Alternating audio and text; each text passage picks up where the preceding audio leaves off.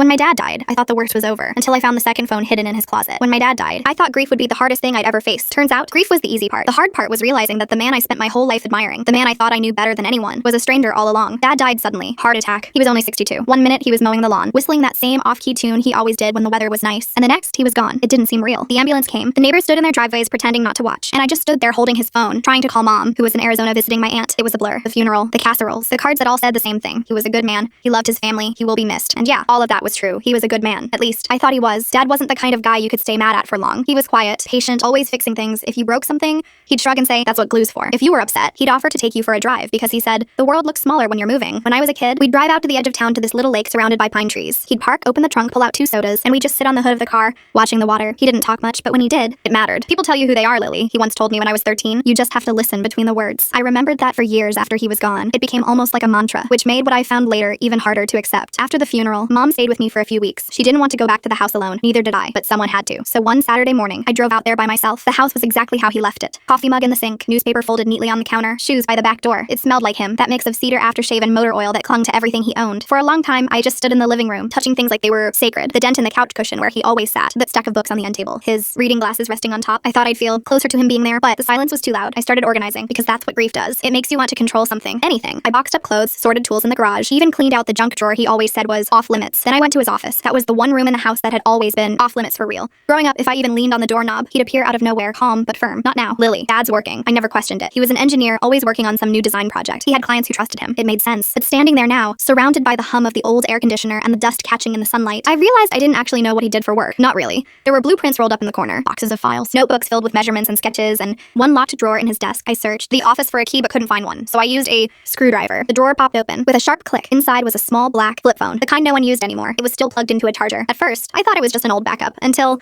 I pressed the power button. The screen lit up, the battery icon was full, and there were messages, dozens of them, from one number, no name. The most recent was from 2 weeks before he died. Unknown. Same place tonight? Dad. Can't. Elle's visiting. Unknown. Next week then. Same time. Dad. Always. My hands went cold. Elle. That was me. I scrolled further back. Unknown. Missed you yesterday. Rain check? Dad. Wouldn't miss it twice. Unknown. Bring the usual? Dad. Of course. You know me. There were hundreds of messages like that. Casual, intimate, familiar, never names, never details. But the tone, it wasn't business, it wasn't friendship, it was personal. I clicked on the photos folder next. There weren't many, just 5. The first was a blurry shot of a dock at night, lights reflecting on the water. The second, a woman's hand holding a paper cup of coffee, a small gold bracelet around her wrist. And the third, my dad, smiling, standing beside that same lake he used to take me to. But he wasn't alone. The woman from the photo stood next to him, her hand on his chest, her face half hidden in his shoulder. They looked happy, too happy. I dropped the phone like it had burned me. It clattered onto the floor, the screen still glowing faintly. I wanted to believe it wasn't what it looked like, that maybe it was just an old client, a friend, a misunderstanding, but the truth was right there, glowing in my palm, undeniable. He'd been meeting someone for years. Maybe. The timestamped full story on my channel, link below.